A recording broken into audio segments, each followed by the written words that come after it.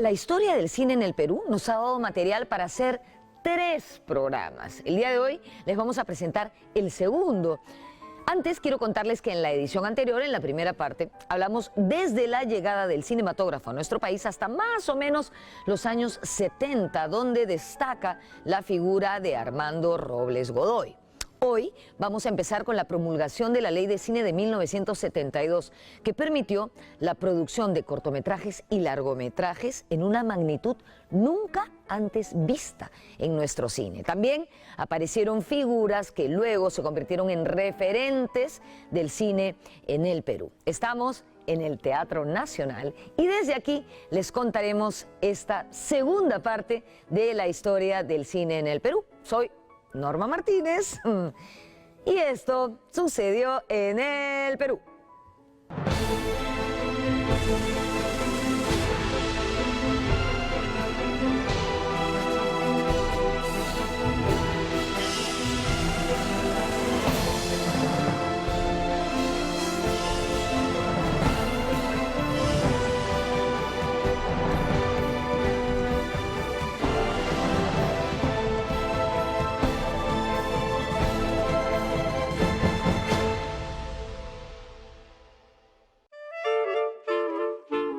Yo me siento muy honrado y muy orgulloso de pertenecer a esa generación, ese grupo muy grande de cineastas de los 70. Se escucha decir, el cine peruano es un cine de lisuras, de calacas y de terrorismo. Mira, eso no es verdad. Estadísticamente no es verdad. Y en la vida gremial las mujeres han tenido un rol importantísimo, haciendo trabajos que aparentemente son subalternos, aunque en el cine todo cargo es importante. Pero y en la parte gremial y en la lucha por el desarrollo del cine siempre han estado en primera fila.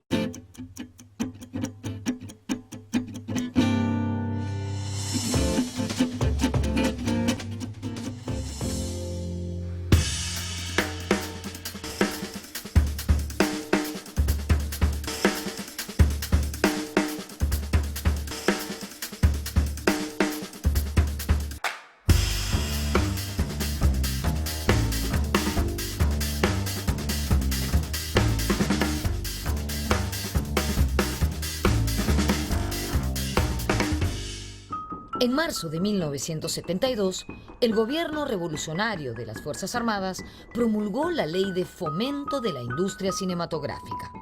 Esta ley significó un gran cambio para el entonces estancado cine nacional. Antes de los años 70 prácticamente no había producción cinematográfica, no habían cosas sumamente aisladas. Estaban las primeras películas de Armando Robles Godoy, que es uno de los iniciadores de la etapa moderna del cine peruano, y algunas películas aisladas que se iban produciendo, pero es a partir de la ley 19327, que sería en los años 70, que empieza la producción. El cine peruano no tenía una tradición, no tenía una memoria, porque las películas peruanas que habían tenido éxito popular eran de los años 30, en la época de Mauta Films, y ya en los años 70 esas películas ya no se podían ver, ¿no? Porque además no se habían conservado, no se habían preservado, no se habían restaurado, ¿no? La ley promovía el corto y el largometraje nacionales a partir de su exhibición obligatoria en las salas de cine del país.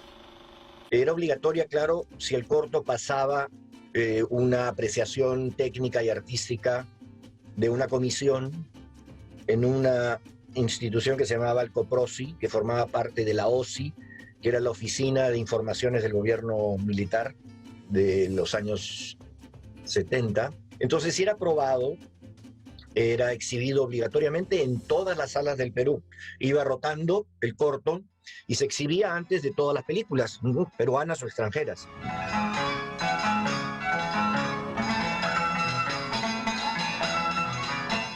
Eso creó una escuela formativa, porque no había, el 72 recién se forma la primera facultad de comunicaciones en la Universidad de Lima, o sea, no había dónde estudiar. Y en el caso del largometraje, el procedimiento era más o menos equivalente, ¿no?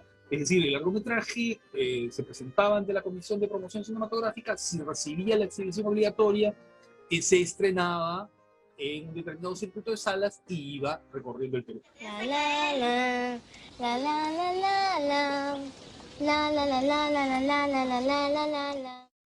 ¿Acaso ladrón serás? Plata cochina en esta casa no. El cine peruano como conjunto comienza el 72 con esa primera ley de promoción cinematográfica, la 19327, que crea unas condiciones con las cuales se puede hacer cine de manera continua. Ahí bailan, con la plata pela, ahí gozan, con la plata pela, ahí bien.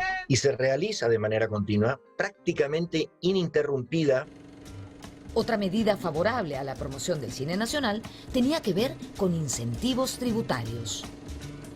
A cambio de esa exhibición obligatoria, ¿qué recibían los productores? Los productores recibían un porcentaje del impuesto que grava las entradas al cine y que van a las municipalidades, lo que es el impuesto a los espectáculos públicos no deportivos. Entonces, eso era importante, porque los productores recibían un beneficio por, digamos, las películas que lograban. Entonces, fue una ley, ahora, digamos, desde el punto de vista de la mirada liberal, es una ley proteccionista, es una ley que se puede explicar por el contexto en el que se vio. La ley de cine que se puso en vigencia en 1973 fue tardía en relación a otros países de la región, como México y Argentina. Todas las otras cinematografías, la mexicana, argentina, la brasilera, surgieron, se consolidaron con el apoyo estatal. No crecieron por la gran idea, esfuerzo del empresario particular. Si bien el empresario particular inició, pero fueron amparados por leyes de protección para exhibir sus productos. No solo eran leyes de protección, ¿no?, sino de promoción. Y la ley peruana es tardía. En Argentina es en los 40, en México en los años 30, ¿no? Durante los 20 años en que se mantuvo vigente la Ley de Cine de 1972, la producción fílmica en nuestro país creció de manera importante. Según Violeta Núñez, en ese lapso se produjeron 50 largometrajes, 953 cortometrajes y 222 noticieros. Esto también permitió la formación de una generación de jóvenes cineastas que aprendió el oficio en la práctica. O sea, en la cancha. Hubo una escuela, pero cerró rapidísimo. Y entonces los cineastas de esa generación, de la que pertenezco, se forman haciendo cortos. Y la mayoría de los cineastas de mi edad y aún un poco menores se forman haciendo cortos, aprenden el oficio en la práctica. Yo valoro mucho lo de los cortometrajes por las consideraciones que te he dado, ¿no? La posibilidad de pedagógica que había ahí, el quemar etapas, el meterse muy joven a hacer películas, a crear ficciones. Yo quisiera hacerlo igualito, pero no puedo, tengo que ponerme las botellas de la cabeza. Cuando se dio la ley del cortometraje, se vivió una era de oro para el Perú en el ámbito cinematográfico a todo nivel, peruano y latinoamericano. Con el cortometraje se fueron formando muchos de los que después fueron muy grandes cineastas, ¿no? Como Pancho Lombardi, por ejemplo, comenzaron con cortometrajes, con la ley. Eso movilizó mucho porque además uno hacía una película y si obtenía la obligatoria exhibición, lograba tener ingresos y con esos ingresos podía hacer otra película. Realmente formó a cineastas y le dio continuidad a la cinematografía. A lo largo de esas dos fructíferas décadas, destacaron muchos realizadores. Arturo Sinclair, unos cortos que algunos de ellos se pueden ver en Vimeo, en YouTube.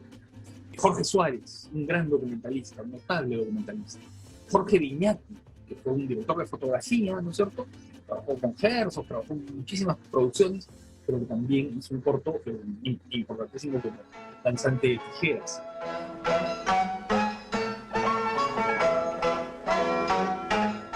Nelson García Miranda, que es uno de los más persistentes y unos pioneros del cortometraje en el Perú, ¿no? Es un corto muy importante que se llamó Bombón Coronado Campeón, pero luego ha seguido haciendo cortos, sigue haciendo hasta ahora, ¿no? Incluso ha incursionado en la animación. En 1974, el cortometraje documental El Cargador, dirigido por el cineasta cusqueño Luis Figueroa, ganó el Gran Premio del Festival de Oberhausen, Alemania, uno de los más importantes del mundo. De igual modo, se fue consolidando el trabajo de los técnicos.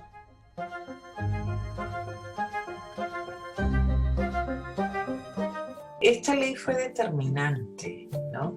Permitió el surgimiento de varias generaciones, como mínimo 2, de técnicos de primera línea y de realizadores, de directores, ¿no? En técnicos, mira, los camarógrafos que, si bien es cierto, no tenían equipos de primera, pero se las ingeniaron. Tú tienes desde el principal de esa ley, Jorge Viñati, Pili Flores Guerra, Francisco Salomón, de los grandes. De los más chicos está Alberto Arévalo, está Dani Gavidia. Tienes gente que aprendió a hacer script, gente que aprendió a hacer escenografía. Y hay técnicas mujeres, hay gente que hace cámara, por ejemplo, Chiara Baresi hace cámara. ¿Te das cuenta? Una de las precursoras, no fue la única, pero precursora. Regresamos con Aguirre, La ira de Dios y Fitzcarraldo, películas que el gran Werner Herzog rodó en el Perú.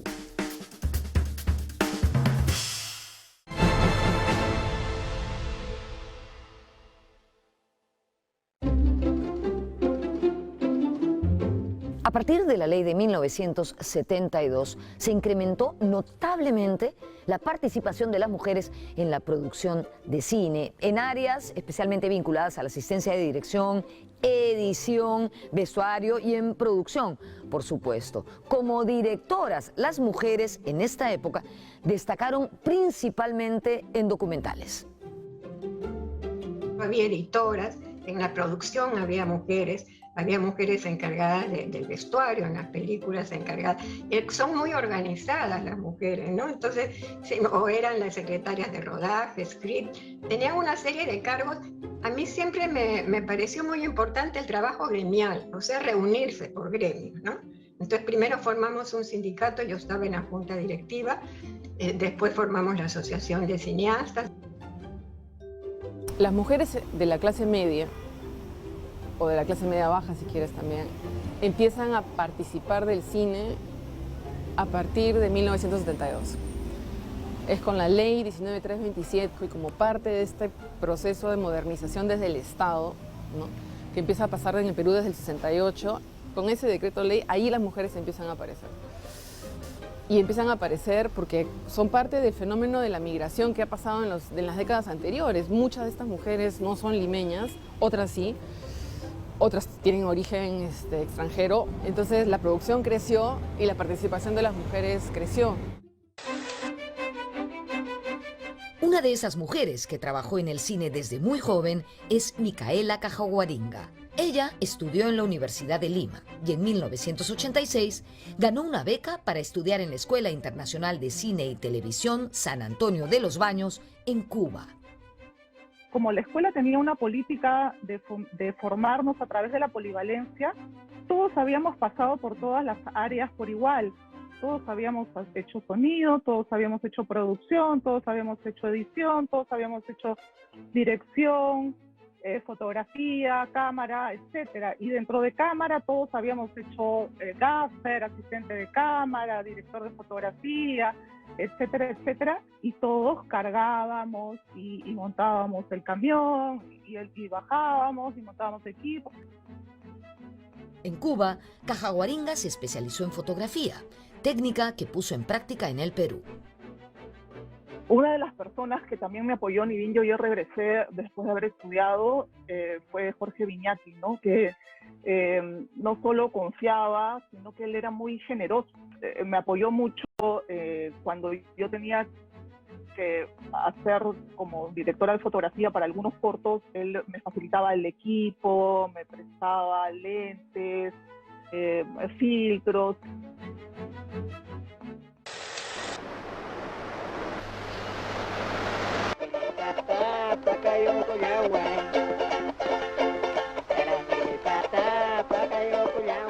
Desde los años 70 fue muy importante el trabajo de Gianfranco Anichini, italiano de nacimiento, pero que desarrolló la mayor parte de su carrera en nuestro país, donde se quedó a vivir. Anichini participó en muchísimas producciones a cargo de la cámara, la fotografía y la edición. Inclusive llegó a dirigir sus propios cortometrajes. Uno de ellos fue María del Desierto, de 1982, dedicado a la famosa María Reiche. En una primera época, muchísimos cortos documentales, ¿no? Y luego ya comienzan a hacerse cortos de ficción. ¿Quiénes son los nombres importantes? Hay varios nombres importantes. José Antonio Portugal, arequipeño, muy importante.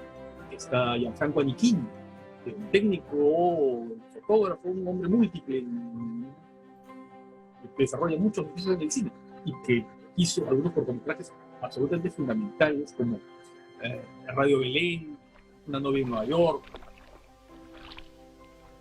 Por esos años se filmaron en el Perú varias películas extranjeras, algunas de ellas realmente singulares, como por ejemplo The Last Movie, la última película, rodada en el Cusco y dirigida por el también actor Dennis Hopper. Pero al menos en mi opinión, yo creo que las principales películas de ese periodo de inversión extranjera fueron dos rodadas en la Amazonía, dirigidas por el inigualable alemán Werner Herzog.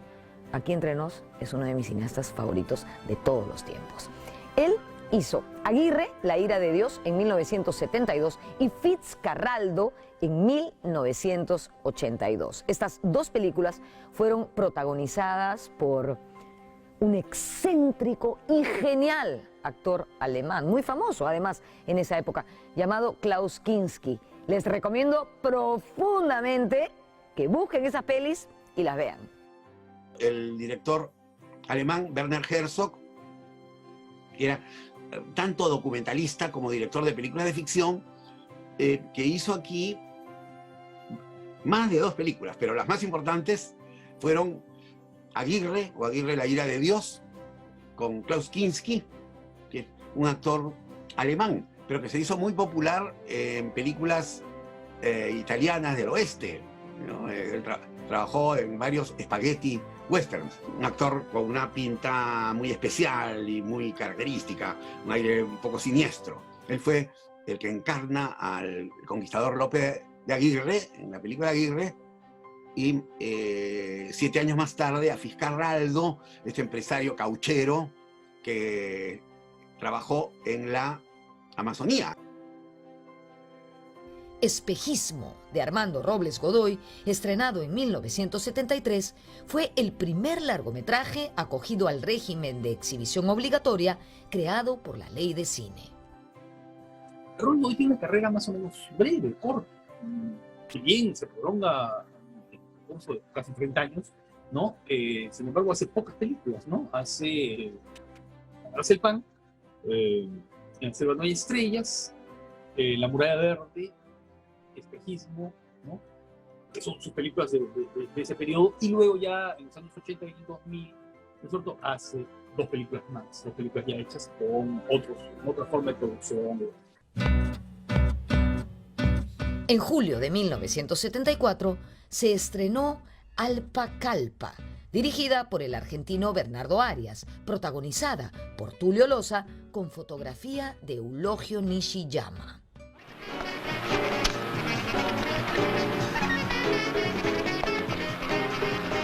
En el caso de las películas de temática andina, hay adaptaciones de Ciro Alegría, por ejemplo, de Los perros hambrientos, a cargo de un cineasta cusqueño, que había sido uno de los codirectores de la película Cuculi, que es Luis Figueroa.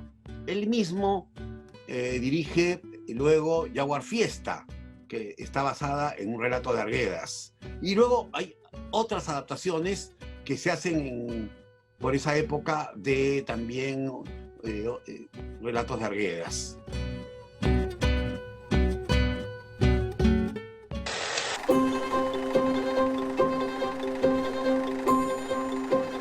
Casi a la par de este cine de temática andina y campesina, surgió otro de ambientación más bien urbana. Un ejemplo, Cuentos Inmorales, película estrenada en 1978, que fue un rotundo éxito de taquilla. Ay, ay, ay, solo espero que llegue. Ay, ay, ay, el día que la muerte. Creo que la película daba esta especie de fresco amplio de lo que eran modos de ser, modos de comportarse, modos de hablar, de, si bien ubicadas en el misma, pero que creo que tenían una connotación particular. Cuentos Inmorales estaba dividida en 4 episodios, a la usanza del cine popular italiano. Uno era El Príncipe, dirigido por José Pili Flores Guerra. Otro, Intriga Familiar, de José Carlos Guayhuaca. Mercadotecnia o Las Desventuras de Mercurio, de Augusto Tamayo San Román. Y Los Amigos, dirigida por Francisco Lombardi.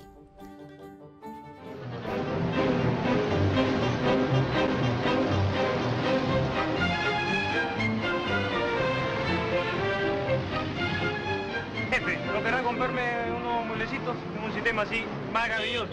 ¡Ya! ¡Me está quemando el negocio!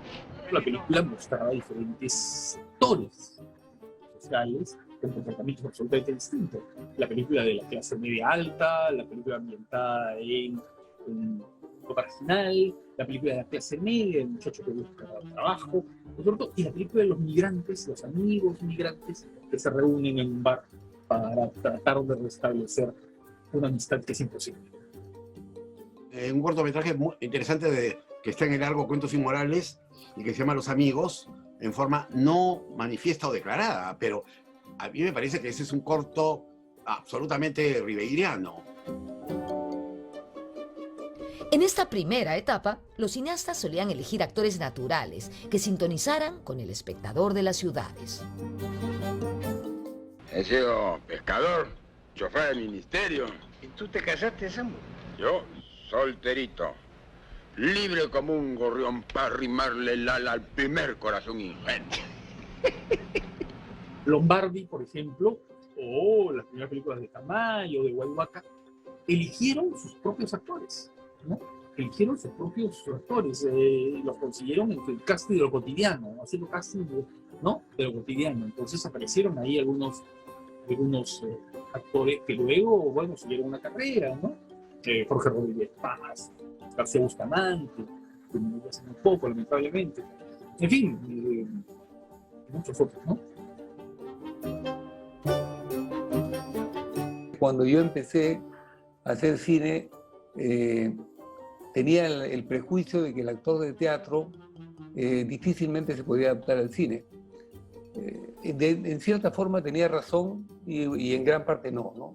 Lo que pasa es que en esa época en el Perú el teatro era un teatro muy influido por el teatro español, con los actores que engolaban mucho las voces. Y como yo intentaba hacer un cine que fuera un cine más natural, más cotidiano, me costaba trabajo encontrar, digamos, actores que se asimilaran a lo que yo quería, a lo que yo pensaba.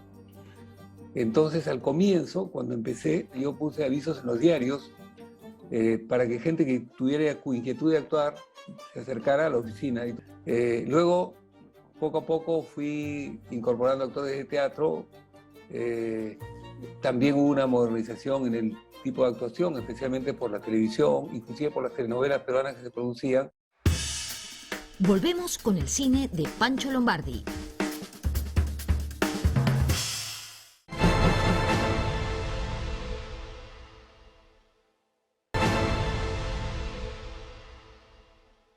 Francisco Pancho Lombardi es sin duda uno de nuestros cineastas más prolíficos y destacados. Su ópera prima se estrenó en el año 1977, se llamó Muerte al Amanecer. Más tarde se estrenó en 1980 Muerte de un Magnate, película escrita en colaboración con Augusto Tamayo. Luego, en el año 1983, estrenó Maruja en el Infierno.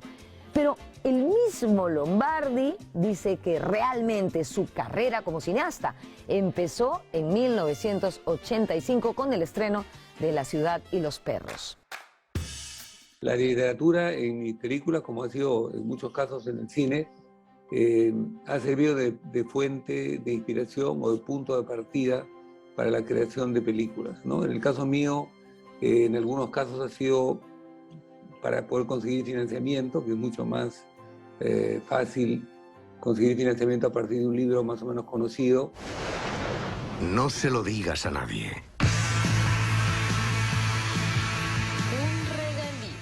¿A dónde cree que va, soldado? Usuario número 20, señor. Mi hoja de servicio me permite esta elección. Señores, ¿acaso no se dan cuenta que la señorita visitadora tiene exceso de trabajo? Y en otros casos porque han sido lecturas que han terminado siendo especialmente estimulantes para mí.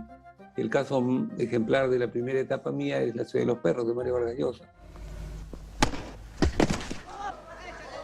Lámanse, perros. A partir de leer La ciudad de los perros, me volví un lector voraz, porque además era una novela que me descubría un mundo nuevo, la literatura, que es la literatura tan cerca de la vida, ¿no? Para mí, seguir todas las vicisitudes de los estudiantes, las calles que se describían de Miraflores, los ambientes, que todo eso pues me llevaba a ver que la literatura tenía mucho que ver con mi vida, con el día a día, ¿no? Y eso fue un tremendo impacto. En La ciudad y los perros, el poeta José Watanabe estuvo a cargo del guión y la adaptación. Watanabe también había trabajado junto a Lombardi y Edgardo Russo en el guión de Maruja en el infierno. He hecho antes ya Maruja en el infierno, que es una adaptación de un muy interesante libro de Congains que se llama No una, sino muchas muertes. Yo ya había hecho una primera incursión en la literatura, pero es en La ciudad de los perros la película en la cual, digamos, mi vínculo con la adaptación de novelas al cine se hace más frecuente y se hace más fuerte. La siguiente película de Lombardi, La boca del lobo, se estrenó en 1988. La boca del lobo es una película muy importante. ¿Por qué? Porque se hace en un momento en el que lo que vemos en la pantalla está ocurriendo en nuestra realidad, ¿no? Entonces es una película que tiene una especie de oportunidad muy grande, ¿no? Llega un momento clave para discutir un asunto que era fundamental en ese momento, que era de la guerra social, ¿no? De cómo se estaba abordando el asunto de la violencia desatada por Sendero Luminoso desde el punto de vista de las fuerzas del colectivo, ¿no? Entonces creo que en la película está muy bien representado en los personajes de Toño Vega, ¿no? Joven, oficial, que tiene una concepción distinta, una concepción represiva del personaje que encarna Gustavo Bueno, ¿no? Es una película emblemática en el Perú, está muy bien puesta, muy bien construida por Pancho, con mucha coherencia, y es una de las películas más exitosas también en la historia del cine peruano, ¿no? En esa época Sendero no daba la cara, solamente se le conocía a partir de los atentados, siempre a escondidas, ¿no? Que se iban haciendo. Entonces, ese misterio que va generando este grupo asesino, terrorista, fue la inspiración. Yo lo que quería en realidad con el grupo que trabajó conmigo, y en ese sentido quiero destacar lo que fueron la participación de los guionistas, de Buzo Cabada y Ivana Polarolo, porque con ellos hice la investigación del tema, fue hacer ver para las ciudades, para lo que eran las ciudades, ese mundo rural en el cual se estaba desarrollando esta guerra, ¿no? Toda la aventura trágica del campesino peruano en medio de esos dos fuegos, y esa es un poco la gran motivación de hacer ver un poco en Lima lo que estaba ocurriendo en las grandes ciudades, lo que acontecía en el interior del país. En La ciudad y los perros y en La boca del lobo, las historias giraban en torno a instituciones de carácter militar. Han habido coincidencias, el caso de Gustavo Bueno, por ejemplo, ¿no? Que es el actor de dos personajes absolutamente diferentes y siendo los dos militares, ¿no? Dos visiones, digamos, del mundo militar encarnadas en un personaje que creo que amplifica un poco la idea que yo tenía, que quería trasladar o que quería transmitir respecto a lo que es la institución militar. Hay evidentemente una carga crítica en mi punto de vista, ¿no? La institución militar como un elemento de alguna manera también castrador, limitante de las libertades, etc. Pero por otro lado, tratando de acercarme de la manera más fiel y desprejuiciada posible a lo que podrían ser también los valores militares. Parte de los tres últimos. Permiso para retirarme, mi teniente. Urioste. ¡Presente! ¡Núñez! ¡Presente! ¡Revilla! ¡Presente! ¡A mí! En 1980, año del retorno a la democracia en nuestro país, se estrenó Avisa a los compañeros, el primer largometraje de ficción de Felipe de Gregori, con guión literario de Guillermo Thorndike y guión técnico de Pili Flores Guerra. La película resultó un gran éxito de taquilla.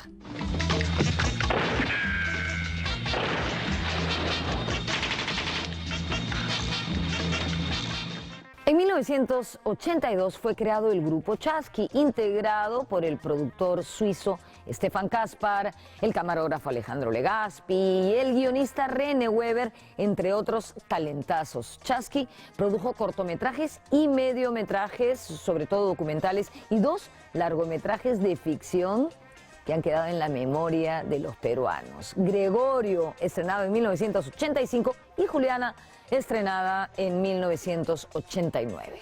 ¡Si soy mujer y qué! ¡Cobra! ¡Gusano! ¡Lavo! ¡Usted es un mentiroso! El grupo Chasqui fue un equipo que se planteó el cine en términos no solamente de producción, sino también de distribución y exhibición. Es decir, distribuir sus propias películas y no solamente las suyas, otras también, especialmente extranjeras, de América Latina y de otras partes del mundo, y exhibirlas, llevarlas por el país. Era todo un programa de comunicación que lograron hacer con dificultades y que mantuvieron a lo largo del tiempo. Por 10 cajones le pagan 20.000. Me hice 70.000 y me compro toda mi ropa. Chasqui de alguna manera sigue algunas premisas de lo que fue el neorrealismo, ¿no es cierto? El neorrealismo italiano, ese movimiento importante cinematográfico que surge en Italia en la posguerra. Se caracteriza justamente por eso, por esa especie de relación horizontal con el espectador. El espectador tiene que ver la película, ¿no es cierto?, y reconocer en ella aquella situación que le está pasando en ese momento, ¿no? Y claro, después de una guerra, Italia queda en una situación muy crítica, ¿no? Y Chasqui de alguna manera quiere recoger esa tradición, ¿no es cierto?, y mostrarnos en películas como Gregorio, Juliana, o en sus cortometrajes, ¿no es cierto?, los retratos de supervivencia. Yo creo que todas sus películas son retratos de supervivencia, como se llamó ese grupo de cortos que hicieron, ¿no? Son retratos de cómo sobrevivir en Lima, ¿no? Y sobre todo vistos a partir de las personas más débiles, ¿no es cierto?, aquellos más frágiles, los niños. En 1982, Alberto Chicho Durand estrenó Ojos de Perro, su primer largometraje, al que siguió Malabrigo, y en 1991, Alias La Gringa, con guión de José Watanabe y del periodista José María Salcedo.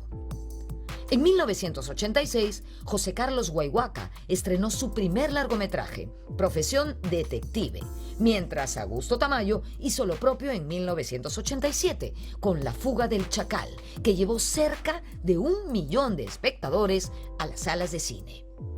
Por esos años, la Filmoteca de Lima, ubicada en el auditorio del Museo de Arte de Lima, era un importante centro de difusión del cine nacional e internacional. A partir de los 80, la Filmoteca de Lima hace un poco las veces de lo que habían hecho los cineclubes antes, con la ventaja de que tenía programación diaria. Ahí era prácticamente todos los días de la semana. Y es la década, además, del 80 en que la exhibición cinematográfica atraviesa su etapa más crítica. Volvemos con lo último del programa.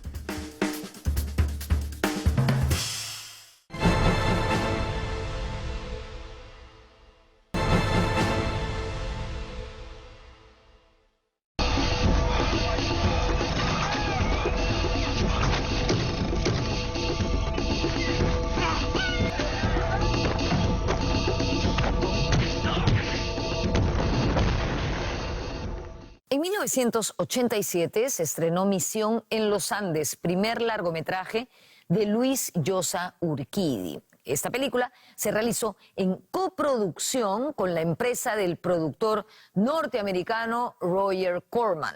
Muy famoso él, por cierto, investíguenlo.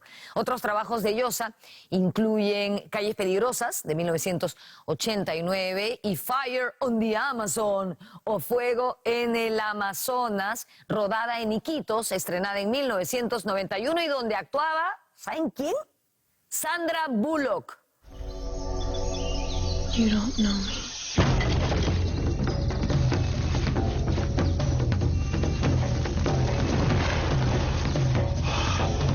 Estas coproducciones entre las empresas Iguana Films y New Horizons permitieron el entrenamiento de técnicos peruanos, como la productora Margarita Morales, los fotógrafos Cusi Barrio y José Luis Pili Flores Guerra, el sonidista Edgar Lostanao, el camarógrafo y fotógrafo Juan Durán y Fernando Vázquez de Velasco, encargado de los efectos especiales.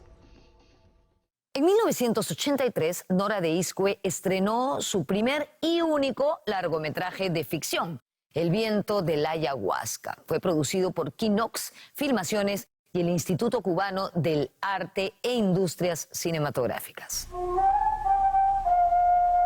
Hasta entonces, Nora de Iscue solo había dirigido Runan Kaiku en 1973, mediometraje documental sobre la historia de las luchas campesinas en el Cusco.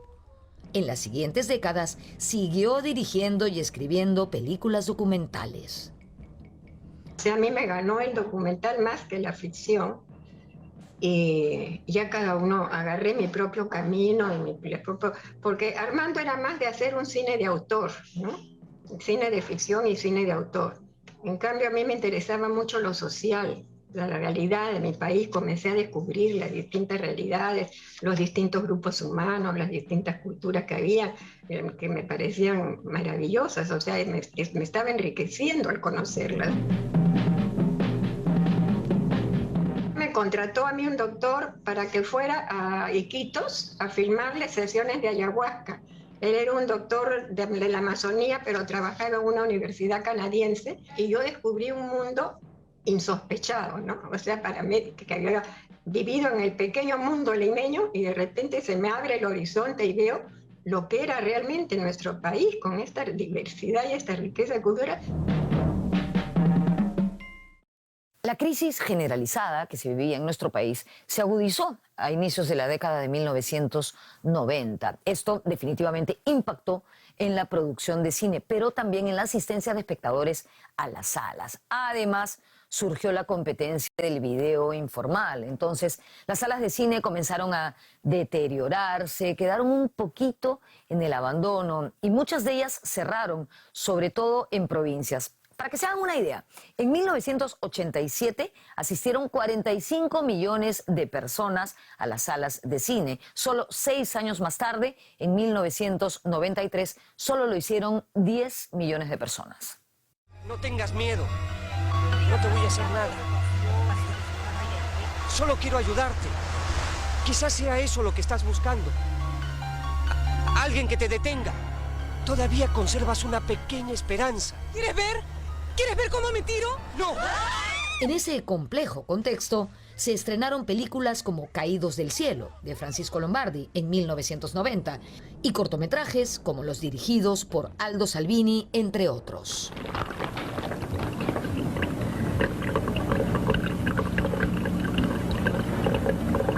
Un pollo con 2 corazones.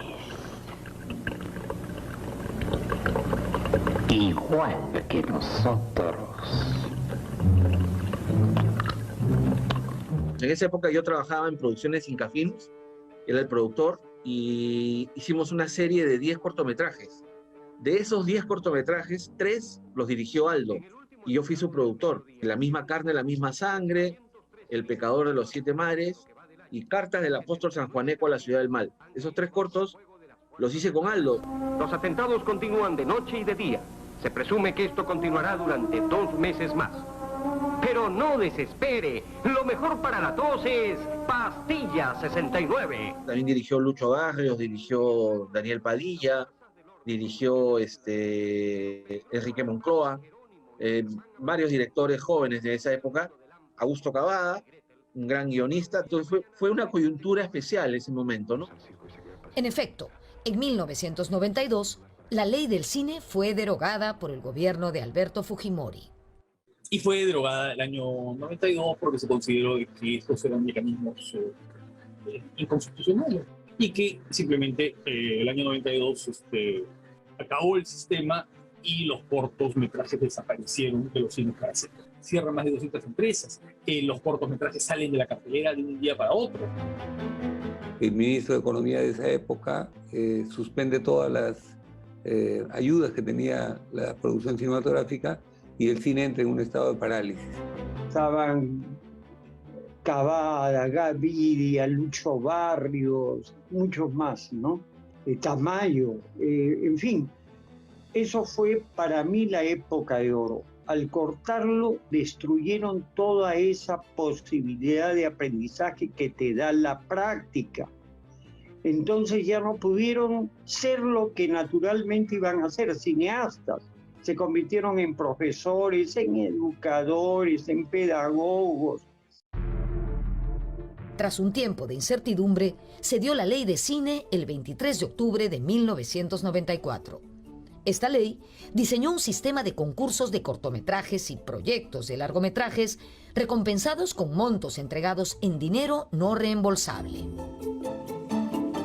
Entonces se crea la ley que crea lo que ha funcionado desde el 92 hasta hace un año o dos, o sea, otros 20 años, que lo que hacía era entregar premios de fomento y permitió que la gente que presentaba proyectos de largometraje o de cortometraje recibiera un dinero de premio del Estado. Eso se fue ampliando. La primera oficina que se encargó del Estado se llamó el CONACINE. Eso después cambió, ahora es la DAFO, cuando se crea el Ministerio de Cultura. Es una ley claramente liberal que no tiene exhibición obligatoria, que no tiene ningún mecanismo vinculado con, digamos, la posibilidad de que una película pueda pasar en las salas, ¿no? Más allá de algunos dispositivos administrativos. Y es un sistema que se basa en premios, que ha ido cambiando, por supuesto, con el tiempo, se ha ido modificando, esa ley ya no se aplica, pero ha ido modificándose y ha ido ampliándose, ¿no? Pero básicamente el sistema es el mismo, ¿no? Es el sistema basado en concursos.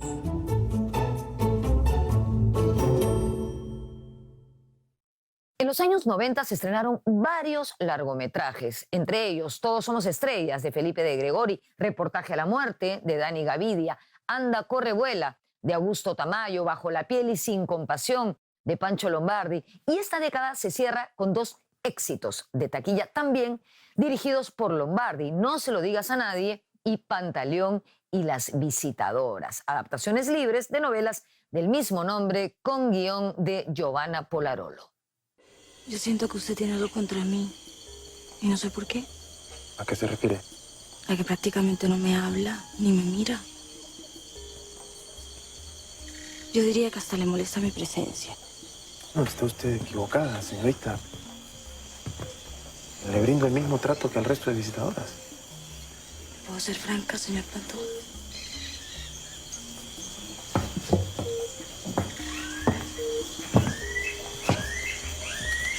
Yo creo que me está tratando así para que me enamore de usted.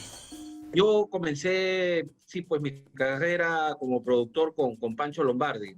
Y he hecho muchas películas como productor de él. Y hay algunas que son emblemáticas para mí. Pantaleón, por ejemplo, es una de ellas. Una película que hicimos en la selva, ahí por el año 99. Una producción que en ese momento no se hacía en el Perú, una película de gran presupuesto, con muchas semanas viviendo en Iquitos.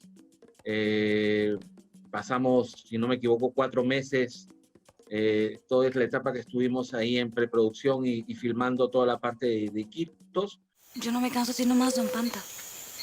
Al contrario, cada soldadito que pasa me va dejando más fogosa. La película jaló mucho al público, tuvo después mucha difusión también luego, meses más tarde, por televisión. Tuvimos la suerte de venderla a casi toda Latinoamérica. Creo que fueron varias cosas, ¿no?, que se juntaron para que la película tuviese el éxito que tuvo. El casting, estaba Angie Cepeda, que en ese momento era una actriz muy famosa en Latinoamérica a través de las telenovelas. Vargas Llosa, que era una novela que conocía mucha gente. Vamos a hacer 3 urras. Por el servicio de visitadoras y por nuestras gloriosas Fuerzas Armadas. ¡Jijip! ¡Jijip! ¡Jijip! Con la llegada de la tecnología digital al cine y el retroceso del celuloide, empezaba una nueva época para la cinematografía. En el siglo XXI se modificarían las formas tradicionales de producir, concebir, realizar y hasta consumir las películas. Las décadas de los 70 y 80 pasaban a formar parte de la historia. Muerte al amanecer, Muerte de un magnate, las primeras películas como La ciudad de los perros, La boca del lobo, fueron películas que tuvieron un éxito muy grande de público. Y luego posteriormente ya con un cine un poco más abierto al público, Pantaleón y las Quitadoras, No se lo digas a nadie, también fueron éxitos de público grandes. Eso tal vez es algo que hoy extrañamos un poco en el cine peruano, ¿no? Que películas que tuvieran la voluntad, digamos, de amplificar su contenido, su capacidad de comunicación, ¿no? Con un gran público y que constituyeran grandes éxitos tomando como base hechos sociales o elementos que no necesariamente eran comerciales. Eso ha cambiado un poco, ¿no? Ahora sí hay mucha gente que va al cine peruano, es verdad, pero a ver un tipo de cine distinto, más de entretenimiento puro, más de escape de lo que fue esa primera etapa de los años 80, 90, donde el cine peruano se caracterizó, incluyendo al grupo Chasqui y a otros movimientos, de ser un cine muy preocupado de comentar lo que ocurría en Perú y de tener una capacidad, digamos, social.